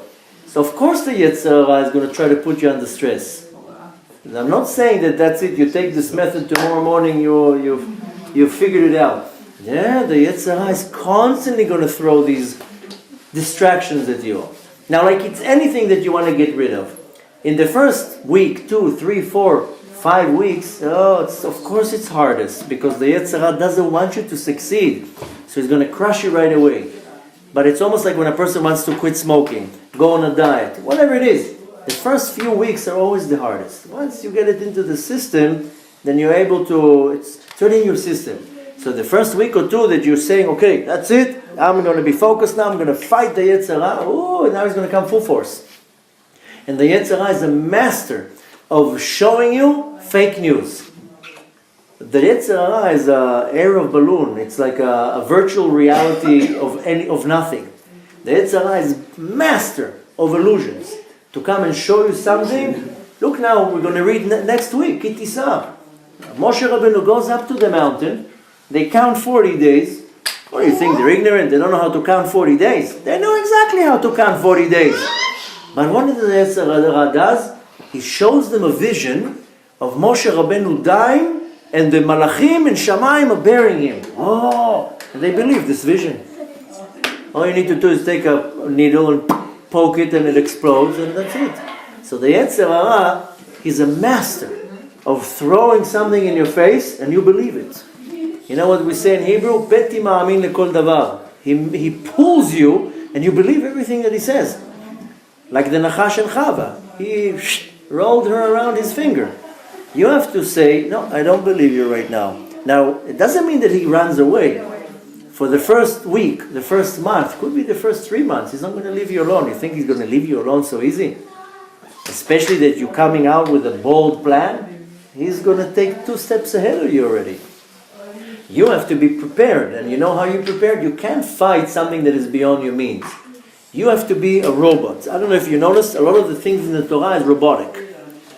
Why? Because when you do something in a system of a robot, you have to focus on what you're doing, like a soldier. You can't be distracted. That's why, when you really think of why do we have to pray 3 times a day in a certain order? Because if every day would be something else, then it wouldn't be robotic. And when it's robotic, it means that you're doing it, doesn't matter what's coming as interferences. Now, it doesn't mean, again, everything that I said now, it's much easier said than done. But at least you want to start applying that. And when you start applying that, then at some point you'll get to a point that you master it. Besides the fact that when do you get the most koach to do it? First of all, in the month of Adar, because the whole month has this energy. But when Purim comes, that's when you have to strike the iron while it's hot. Because I mentioned before, the holiday is not because of a historical event. It's because on these days, on the 14th day of Adar, a very powerful energy comes down to the world. How do you tap into the energy? מקרא מגילה, משתה ושמחה, מתנות לאביונים ומשלוח מנות. You tap into this energy. How? But you have to do it the best. You know, the first few years in Purim, I didn't even listen to the Megillah. I was hungry. I would get distracted. Later on, when I became more observant, then I would hear the Megillah again an hour later because I knew that I didn't read it the right way. I didn't listen to it the right way. And in the first few years in Purim, you think we did a mishteh? I went and bought a hamburger. Hey, I'll say Dechovah, wash my hands. No, do it all the way. So Purim is the time that the energy is the most powerful. You do it the right way, you tap into this energy, this will feed you for the rest of the year. So what is Marvin the Simcha for Adar? What is really practical way? The practical way is to tap into the energy of the month, that this energy of tzchok. How do I tap into this energy of tzchok? This was, I gave a whole class on it, and it's posted online, but it's very thoroughly explained. But the idea is that, let me give it very, very short. I started by saying that Sefer Yetzirah explains that every month is created by a letter. The month that precedes Adar is the month of Shvat. Based on Sefer Yetzirah, the letter that creates the month of Shvat is the letter Tzadik. And the letter that creates the month of Adar is the letter Kuf. What is the sense of the month of Adar? Tzchok. Now, when I'm trying to figure out what is this tzchok? Is it a joke? Is it a funny comedy show? No.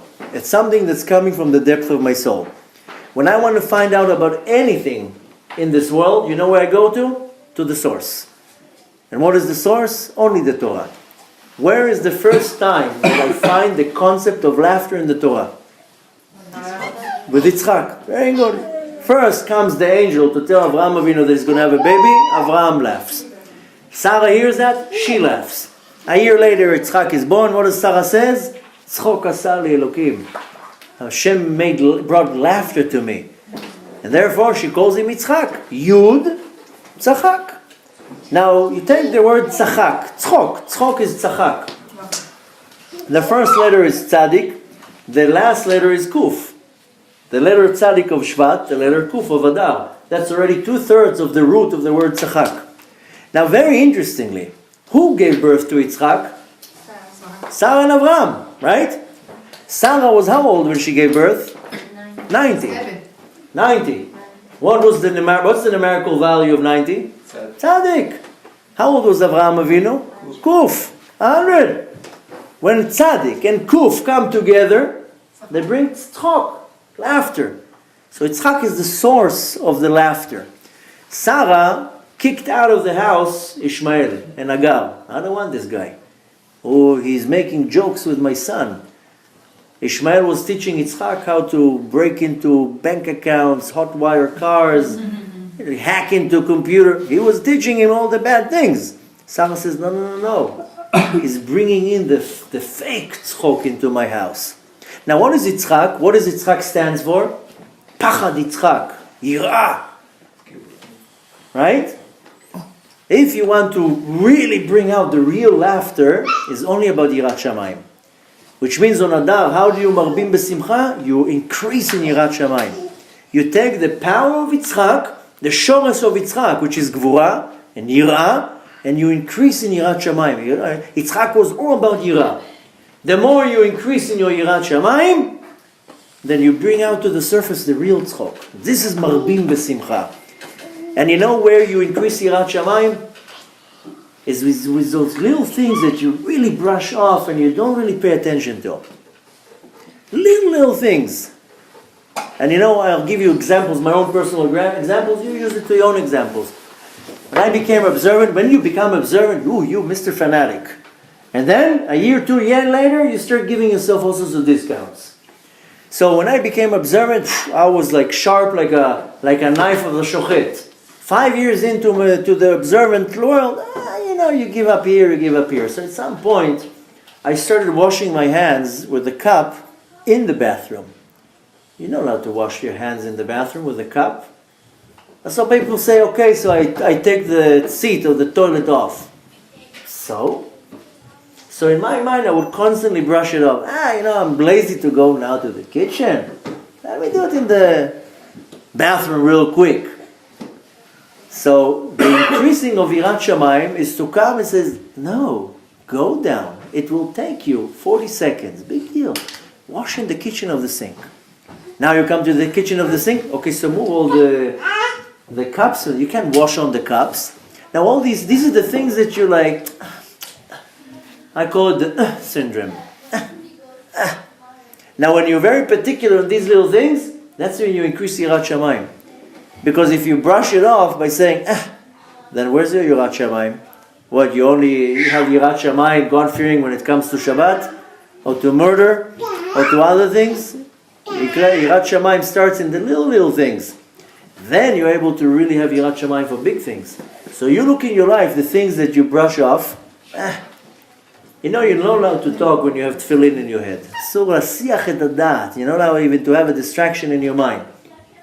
For years, I would be a mute when tefillin is on my head. For years. Somebody would talk to me, and at some point, you let go. So here a little conversation, and of course I found myself after a couple of years that I'm talking with the tefillin on my head. And at some point, I go, okay, this has to stop. You're not allowed to talk when you have tefillin in your head. It says you're not allowed to have a distraction of your thought. Hesech hadat. So this is Yirat Shamayim. 99.9% of men talk when they have tefillin on their head. Where's your Yirat Shamayim? So start with something this big. Don't start with now eating pork. You're not going to eat pork. You're not going to drive on Shabbat. But you're going to wash your hands in the toilet. You're going to talk and the tefillin is on your head. I'm just giving you personal examples. You use it to your own turf. Is the things that you... How many times, we do have, it's not a minhag, this is a halacha, you have to have water next to your bed to wash your hands. This is not a Kabbalistic thing. It says in Shulchan Aruch, you're not allowed to walk 4 amot without washing your hands. 4 amot, it's not like a foot, right? Amma is the hiluch arba amot. 4 seconds. So what do? We put water next to our bed. Now you don't have to say it out loud in front of anybody. When was the last time you did it? How many times you skip it? Alright, listen, we're all human. So I also had the same thing. Once, the water will be next to me. No questions here. And then 5 years, 10 years into the practice of religion, okay, one time I forget, one time I fall asleep, one time I'm not so particular. So you open all these little gaps. This is the Yirat Shamayim that we lose. I'm not going to eat a pork sandwich and I'm not going to drive on Shabbat. But with these little things, this is what Rashi says in Parashat Ekev, Asher dash be'akevav. This is not so important. But the second that you neglect these little things, then you start opening bigger gaps for real problem in Yirat Shamayim. The problem is that when I have 100% Yirat Shamayim, I'm so covered, you know what happens? The true essence of the neshama comes out. And the neshama holds in it this component of tzchok, of laughter. This is not the tzchok of the what's called holilut v'leitzanut. Rather, it's the real laughter. So marbim besimcha, I know it's tricky. Okay, let me put some music and start dancing. That's also, will be the more pshat of it. But marbim besimcha is start increasing in your avodat Hashem when it comes to Yirat Shamayim. And what I gave now is a very short version of the whole. I gave a whole class last week. You can find it online about the month of Adar, where I'm talking about this whole idea with the birth of the tzaddik and the kuf and Avraham and Sarah, and why the month of Shvat and why the month of Adar, and a beautiful explanation based on Sefer Yetzirah and another book that is called the Bnei Sachar, and beautiful explanation, but gives you the truth of how do I expose this laughter. It's not about playing music and dancing all day long. That's nice. This is not the marbim besimcha. The marbim besimcha is that I have to increase in my level of Yirat Shamayim, and by default, the real essence come out. The soul is vulnerable. Just to give you an analogy, if you scare a turtle, what does it do with the head? It goes in. Now, how do you get the head out? You think you go, and the head comes out. The soul, when it feels vulnerable, it closes into the body, very deep into the body. When it doesn't, it's vulnerable. So you add Yirat Shamayim, the soul feels, a little bit comfortable. This is my analogy, by the way. The soul feels a little bit more comfortable, it comes out. But when I'm very vulnerable, because I'm not doing all these little things in Yirat Shamayim, the soul says, listen, I don't want to get hurt now. Now go expose the soul now. And the soul inside of it has this component that is called tzchok, and it's empowered and very, very strong in the month of Adar. Because that's the sense. Our soul has 12 senses. This is the sense now in the month of Adar that is easy access. How do we do it? To make a long story short, to save you an hour and a half on the class online, is Yirat Shamayim. It's only Yirat Shamayim. That's the tzchak. Very interestingly, if you're looking at the word tzachak, tzchok, tzadik chet kuf. So I explained very briefly, tzadik is the 90, Sarah, kuf, 100, Avraham, when they come together, they birth Yitzchak and so forth. Tzadik and kuf is 2/3 of the root of the word tzachak, but in the middle, what do you have? A chet. In English, when you want to express laughter, what do you say? Ha ha ha. In Hebrew, what do you say? Ha ha ha. That's the chet. You have the tzaddik and the kuf, in the middle is the chet. Ha ha ha. So Yitzchak, as serious as he was, then he was the source of laughter. But pachad Yitzchak. Yitzchak was all about gvura and ira. Gvura, what is gvura? Is din, is segregating myself. I segregate myself from anything coming from the outside. That's gvura. So this is the pachad Yitzchak. Add Yirat Shamayim. And the Yirat Shamayim is not about eating now, like I told you, a ham and cheese sandwich. This thing, you'll never eat that. Think the Yetzer Hara is going to drive in? The Yetzer Hara doesn't come to you and tells you pick up the phone on Shabbat. There's no chance there. But he will come and tell you, you can wash your hands in the bathroom. It's fine. Who says it's fine? It's not fine. Rabbi says it's fine. Whatever, but the washing of the hands in the toilet, it's a place of tumah. Why would you wash your hands in the toilet?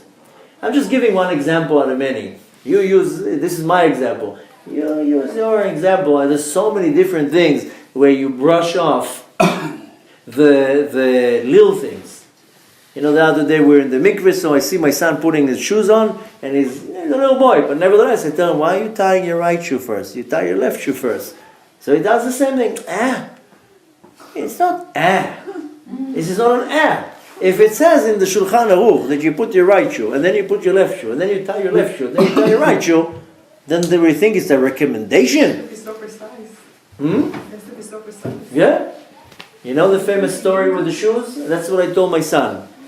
He's young, he didn't understand the importance, but I'll tell you a story, and this is a true story. 23 or 24 years ago, there was a disaster in Israel. It's called the Asona Mesokim. The disaster of the helicopters. 2 helicopters that take, 72, 73. Something like that. 73 or 74 soldiers were going to a mission in Lebanon in 2 helicopters. Helicopters collided and they exploded in the air. There's not one Israeli that you tell Asona Mesokim. Everybody heard about it. Just was the anniversary, isn't it? Yeah, exactly. A week ago. And the week ago was the anniversary. I don't have to say anniversary, but the Yahrzeit, the Day of Remembrance. Anyways, everybody, it's like 9/11. Tell any Israeli, Asona Mesokim, they'll tell you where they were. I remember exactly where it was. It was a big disaster in Israel. Nevertheless, the story is that there's a soldier, and he goes on his leave on Shabbat. Soldiers, they serve in the army for 2 weeks. On Friday, they go out. He hitchhikes, and a man stops. Where do you need? I need to go. Woo! He tells him to the north of Israel. He says, listen, he takes him, and he says, listen, you're not going to make it to home. Why don't you come and spend Shabbat with me? And I'll take you in the morning on Sunday. I promise you I'll take you to the base on Sunday. So, listen, the soldier is secular, the guy is religious. Finally, he says, listen, you don't have to observe Shabbat. Just come, don't travel on Shabbat. Stay in my place. You can eat. You don't have to do whatever we do. I'll take you to the base Sunday morning. Okay, he agrees. My guy lives in Bnei Brak. They stop there. He organizes for him a room. The soldiers eats with them. He doesn't participate in anything, but he decided on Seudah Shlishit to go with him. And the Rav, the Rabbi of the Beit Knesset, is talking all sorts of halachot, and he says the halacha of the shoes. Putting the right shoe on, putting the left shoe on, tying the left shoe on, and tying the right shoe on. Okay, Shabbat ends. The man takes the soldier to his base like he promised. Okay. In the morning in the army, when all the soldiers get ready, there's a certain tradition, I don't know if to call it a tradition, but an act that everybody gets information in a shape of the letter Chet. It's called Misdar. All the soldiers are standing and they brief them for the morning activities or whatever. Okay. So they're all standing there, and suddenly the soldier says, "Oh my God, I forgot in Mizamayim. I forgot to do the shoes. I made it the wrong way." He raises his hands, tells the commander, "Can I go to the bathroom?" Yeah. He goes to the tent. He doesn't go to the bathroom. He goes to the tent, takes his shoes off, puts it back on, and he ties it the right way. Goes back. Okay. Next day, same thing. He stands in formation. "Oh, I forgot the shoe. I did it the wrong way." Again, he raises his hand, asks the commander, "Can I go to the bathroom?" Instead of going to the bathroom, he goes to the tent, takes off his shoes, put the shoes again, ties them right way. The third day, again, he runs to the bathroom. Instead of the bathroom, he goes to the tent. This time the commander says, "What's going on with this guy? 3 days in a row, every time we're standing in the Mizdar, in the formation in the morning, he goes to the tent." He decides to follow him. He goes to the tent, finds him without shoes. "What are you doing here?" He starts stuttering. Right away, he puts him to a court-martial, detained to the base for 14 days. What we call in Hebrew rituk. Kabel rituk, detained to the base. That's how it works in the army. Now what happens? The entire pluga, the entire it's a pluga is 3 platoons. They all go onto the helicopters. He's detained to the base. All of them die, and he's in the base, detained. And that's when he makes a connection, how it saved his life, the shoes. This man, it's a true story. This man is an Orthodox man, lives in Yerushalayim. He tells the story, and he made the connection, how this little mitzvah made him detain and not go up on the helicopters. He would die with all the rest of the soldiers. So this is a perfect. I was telling this story to my kid when he told me. So if a Kadosh Baruch Hu tells you to do something, and it comes through halacha, our sages didn't sit there 2,000 years ago in a cave and say, "Okay, how are we going to bother these guys?" There's something more mystical to it. There's something Kabbalistic behind it. There's the wisdom of God behind it. So if Hashem tells you to put the right shoe, the left shoe, then tie the left shoe, then tie the right shoe, there's something behind it. Do it. This is Yirat Shamayim, because most people say this is not a big thing. It's shoes. So everybody has their little thing that they say, that's not so important. If it says in Shulchan Aruch, if the Torah says it, it is important. Where do you increase Yirat Shamayim? In these things. In the things that you usually, you increase that, I guarantee to you, the tzchok, this is marbim b'simcha, the tzchok will start increasing and increasing. Then you start laughing at everything. The credit card bill comes. So he's just laughing and everything, and you know what? Simcha poretzet gader. The simcha, the laughter, it breaks any boundaries. And you know when you see the challenge disappear? When you're laughing at the face of the challenge. When you're being impressed and overwhelmed from the challenge, it got you. It nailed you. When you totally ignore it, and you're even laughing at it, then it disappears. You poked it with a needle, like poking a balloon. So, Be'emet B'ezrat Hashem, we're going to continue with more questions and answers if you want, but the point we want to take from tonight, is that the Bitachon is in me. The trust that I have in Hashem. We're all born with Emunah in Hashem. The soul is born, it's built into the soul, this Emunah. And this Bitachon in Hashem. It's just so pushed inside in the depth of my soul because I'm overwhelmed because what's going on around me. I just don't know how to take it out. And the practical way, I like working practical, not in theory. Theory is beautiful, but practical. Take something from tonight. If you walk out of this door and you're not applying it in your life, so besides eating pizza and sushi, what did you come for tonight? You came to take something, and tomorrow morning you apply it, which means that tomorrow morning, that you're 6 o'clock in the morning, you're in the mikveh already, at 7 o'clock you're already praying. After you did your hour learning, and you start your day fresh, ready for war. So, and you think the Yetzer Hara is just going to let you go to the mikveh? Oh, it's going to bring a lot of distractions. But the point is that you want to start, and you want to apply that, and you want to make sure that your bunker is surrounding these four mitzvot, that these are the mitzvot that you're saying, Yarek Bal Yavor. I'm doing it. How we say, Beras Bin'emmo, I'm going to do it. Doesn't matter what happens, I'm doing it. And you put this on your highest priority, suddenly you see the energy around you shifts. How we say in Bivrit, in Hebrew, Lo Yazor, you do it, it's going to work. If you fall, after a week or two, the Yetzer Hara is going to come full force against you. Don't be impressed. Or how we say in our terminology, Lo Litpael. You know what happens when the Yetzer Hara does? He overwhelms you. Once you overwhelm, that's it, he got you.